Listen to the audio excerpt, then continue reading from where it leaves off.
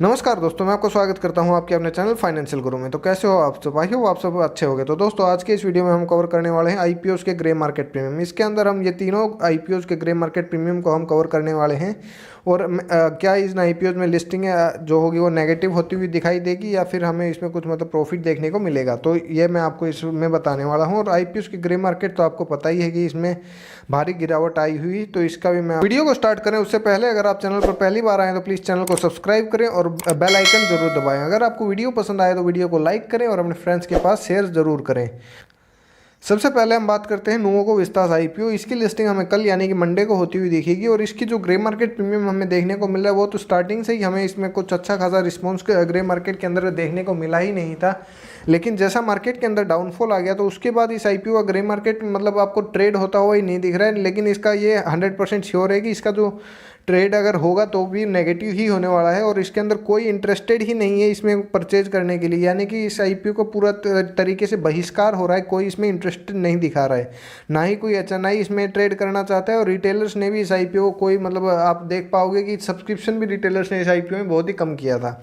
तो ये इस आईपीओ के लिए एक बहुत ही नेगेटिव बात है। और अगर जैसे कि मार्केट के सेंटीमेंट्स आपको पता ही है कि हिले हुए हैं, तो उसे देखते हुए अगर हम मंडे को भी अगर मार्केट ऐसी ही रही तो इस आईपीओ के अंदर हमें मतलब अच्छा खासा डाउनफॉल देखने को मिलेगा। और ये आईपीओ हमें लगभग 5 to 10% के आसपास भी नेगेटिव लिस्ट होता हुआ दिख सकता है आईपीओ की लिस्टिंग वाले दिन।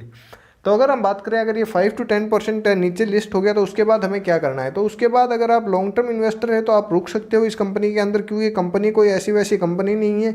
ये इंडिया की 5th लार्जेस्ट कंपनी है सीमेंट के अंदर। और इसका जो मतलब मेन जो ग्रोथ का फैक्टर था वो ये था कि कंपनी ने एक्विजिशंस अच्छे खासे किए हैं और उसके बाद ये मतलब इंडिया की 5th लार्जेस्ट कंपनी बन गई है। और अगर आप लोगों ने सीमेंट सेक्टर का एक दिग्गज कंपनी है जिसका नाम है लफार्ज, उसका नाम सुना हो तो वो ब्रांड भी इन्होंने ही एक्वायर किया था। और लफार्ज एक मतलब मल्टीनेशनल कंपनी है और उसकी जो भी मतलब मैन्युफैक्चरिंग यूनिट्स थी वो सारी नुवोको विस्तास के पास आ गई हैं, तो उससे भी इनकी कैपेसिटी मतलब बहुत ही ज़्यादा इंक्रीज़ हो गई है। और बात करें प्रमोटर्स की तो इसका प्रमोटर आपको पता ही है कि निरमा ग्रुप की कंपनी है। निरमा वही निरमा है ये जो हम ऐड देखते थे कि वॉशिंग पाउडर निरमा, तो ये अच्छे प्रमोटर्स हैं, नामी गिरामी प्रमोटर्स हैं। आपको पता ही होगा कि निरमा भी पहले स्टॉक मार्केट में लिस्टेड थी लेकिन वो बाद में डिलिस्ट करवा ली गई थी। और बहुत ही मतलब वेल नोन प्रमोटर्स हमें इस कंपनी में देखने को मिल रहे हैं। और आगे चल के ग्रोथ प्रोस्पेक्टिव भी मतलब कंपनीज के अंदर अच्छा खासा है, क्योंकि सीमेंट सेक्टर एक सीजनल सेक्टर नहीं है। इस सेक्टर की डिमांड हमेशा रहने वाली है, आज भी है और आगे भी रहेगी, क्योंकि कंस्ट्रक्शन इंडिया में कभी रुकने वाला नहीं है। इंडिया एक डेवलपिंग नेशन है, तो आप ये मान सकते हो कि कंस्ट्रक्शन हमेशा चलता रहेगा तब तक हम मतलब हमारी इकोनॉमी डेवलप कर रही है। तो इसके अंदर मतलब कंपनी के लिए अच्छी खासी संभावनाएं हमें देखने को मिल रही हैं। तो आप इसके अंदर अगर लॉन्ग टर्म आपका व्यू है तो आप बने रह सकते हैं, और अगर आपने शॉर्ट टर्म के लिए ही लगाया था तो आप बिल्कुल एग्जिट कर सकते हो। और तो नेक्स्ट जो हमारी कंपनी है वो Aptus value home finance limited. तो ये कंपनी होम फाइनेंस सेक्टर के अंदर है और इसका जो करंट का ग्रे मार्केट प्रीमियम है वो -6 रुपीज़। इस कंपनी का ग्रे मार्केट प्रीमियम हमें अच्छा खासा देखने को मिल रहा था, लेकिन जैसा ही मतलब मार्केट का सेंटीमेंट खराब हुआ इसका भी ग्रे मार्केट प्रीमियम नीचे गिर गया। और उसी की वजह से आप देख पाओगे कि आज नेगेटिव भी हो चुका है, क्योंकि मार्केट का सेंटीमेंट बहुत ही ख़राब चल रहा है। तो अगर हम बात करें, अगर आपने इस आईपीओ में लॉट के लिए एप्लीकेशन लगाई थी तो आपको लॉट मिल गया होगा, तो उसके बाद अब हमें क्या करना है। तो अगर आप मतलब कुछ भी थोड़ा बहुत लॉन्ग टर्म का आपका व्यू है तो आप इसको होल्ड कर सकते हैं, क्योंकि ये अच्छी कंपनी है, बढ़िया फंडामेंटल्स हैं इस कंपनी के। और मैंने भी आपको इस कंपनी में लॉन्ग टर्म के लिए इन्वेस्टमेंट की सलाह दी थी। तो अगर आप ये देखो कि कंपनी किस सेक्टर में काम करती है, कंपनी फाइनेंशियल सेक्टर के अंदर होम फाइनेंस के अंदर है। कंपनी का जो मेन फोकस है वो है मिडिल इनकम फैमिलीज, यानी कि जो मिडिल क्लास है उसके ऊपर कंपनी का फोकस है। और कंपनी का जो मेन मतलब जो ऑपरेशंस होते हैं वो साउथ इंडिया के अंदर है। और अगर हम बात करें इसका जो फोकस है वो मिडिल इनकम फैमिली के ऊपर है। तो आपको पता ही होगा कि इंडिया में ज़्यादातर जनसंख्या मिडिल इनकम के अंदर ही आती है, तो उसके हिसाब से अफोर्डेबल हाउसिंग के अंदर गवर्नमेंट के भी इंसेंटिव्स आ रहे हैं।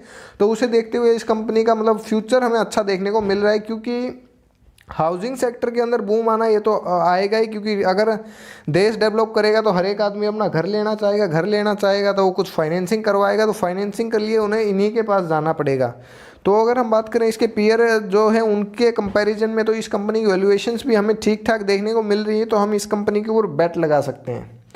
तो अगर लिस्टिंग वाले दिन ये कंपनी हमें लगभग 10% के आसपास अगर ये नीचे मिलती है तो हम इसके अंदर और भी ज़्यादा इन्वेस्टमेंट कर सकते हैं, या हम इस कंपनी के मतलब शेयर्स को परचेज कर सकते हैं और लॉन्ग टर्म के लिए रख सकते हैं, क्योंकि कंपनी के अंदर कोई बुराई नहीं है। ये जो भी नेगेटिव हमें देखने को मिल रहा है ये बस हमारी मार्केट के सेंटीमेंट्स खराब है, इसी वजह से इसके अंदर हमें नेगेटिव लिस्टिंग होती हुई दिख सकती है, अगर मार्केट का सेंटीमेंट उस दिन तक ठीक नहीं हुआ। अगर मार्केट का सेंटीमेंट हमें थोड़ा भी पॉजिटिव मिल गया तो इस आईपीओ में नेगेटिव लिस्टिंग होने की कोई संभावना नहीं है, क्योंकि इस कंपनी को सब्सक्रिप्शन QIBs और HNIs की तरफ से बहुत ही अच्छा मिला था और रिटेल कैटेगरी से भी कुछ मतलब ठीक ठाक मिला था। लेकिन वही बात है, कार ट्रेड की लिस्टिंग के बाद IPO मार्केट का पूरा माहौल ही बिगड़ गया है। तो उस हिसाब से देखें तो इस IPO में मतलब अगर आपको नेगेटिव लिस्टिंग देखने को मिलती है तो आप इस IPO के अंदर एप्लीकेशन मतलब और भी परचेज कर सकते हो और आप एवरेज करके नीचे ले जा सकते हो और बाद में लॉन्ग टर्म में आपको अच्छा खासा गेन देखने को मिल सकता है। तो अगर हम बात करें कार ट्रेड IPO की, तो आप कार ट्रेड को भी अगर आपने सेल नहीं किया अभी तक, आपको अलॉट हुआ था, तो आपके लिए क्या बहुत ही अच्छी खबर है कि उसके अंदर भी हमें पहले दिन अच्छी खासी फंड बाइंग होती हुई दिखी है। 2 से 3 फंडों ने इस कंपनी के अंदर परचेज किया है और अच्छी खासी क्वांटिटी इन्होंने मार्केट से उठाई है। तो ये भी हमें एक अच्छा संकेत मिल रहा है कि इस मतलब कार ट्रेड के अंदर भी हमें अपसाइड देखने को मिलेगी और फंड्स अभी भी इस भाव पे भी इंटरेस्टेड है बाइंग के लिए, क्योंकि आपको पता ही होगा कि इसके अंदर QIBs ने लगभग 23 to 22 टाइम्स एप्लीकेशन लगाई थी, तो उसके बाद इन्हें उसी रेट पर मिल रहा है। तो इन फंड्स ने इस IPO को परचेज करना ही मतलब समझदारी समझी, तो इन्होंने कार ट्रेड के अंदर इन्वेस्टमेंट कर दी है। तो आपने अगर आपकी इन्वेस्टमेंट कर रखी है और आपने अभी तक प्रॉफिट मतलब वो लॉस बुक नहीं किया है तो आप वेट कर सकते हैं कुछ दिन और उसके बाद आप मतलब सिचुएशन देख के आप एग्जिट बाद में लें, क्योंकि ये कंपनी मुझे तो बहुत अच्छी लग रही है। फ्यूचर की कंपनी टेक्नोलॉजी बेस पे है कार ट्रेड और ये अपनी मार्केट लीडर कंपनी है। वो भी पता होगा इसके जो पोर्टल्स हैं वो टॉप रैंकिंग पोर्टल्स हैं और इनके पास जो ऑर्गेनिक ट्रैफिक आता है वही बहुत ज़्यादा ट्रैफिक आता है। और अब जो सबसे लास्ट IPO हमारे पास है वो है कैम्प्लास सनमार्क IPO। इसका करंट का ग्रे मार्केट चल रहा है, ये है -6 रुपीज़। और इस IPO को मैंने आपको शुरू में ही अवॉइड की सलाह दी थी। अगर किसी ने मेरी सलाह मानी हो तो इस IPO में एप्लीकेशन नहीं लगाई होगी तो वो मतलब इस लॉस से बच सकता है। और क्या पता मतलब लिस्टिंग वाले दिन तो श्योरिटी नहीं है कि इसमें नेगेटिव लिस्टिंग होगी या पॉजिटिव। वही मार्केट का सेंटीमेंट अगर पॉजिटिव हो गया तो क्या पता हमें पॉजिटिव भी दिख जाए लिस्टिंग होती हुई। लेकिन इस कंपनी में लॉन्ग टर्म के लिए तो मेरी तरफ से तो मैं इन्वेस्टमेंट करने वाला नहीं हूं, क्योंकि इस कंपनी के जो फंडामेंटल्स हैं उनमें मुझे अच्छे नहीं लग रहे। कंपनी ने पहले इस कंपनी को डिलिस्ट करवाया, उन्होंने लगभग 75 रुपीज़ पर डिलिस्ट करवाया। तो आप लोग कहेंगे नहीं ये तो 15 पे हुआ था, तो उस टाइम जो इसकी फेस वैल्यू थी वो थी 1 रुपीज़ पर शेयर और अब जो ये फेस वैल्यू आ रही है ये है हमारी 5 रुपीज़ पर शेयर।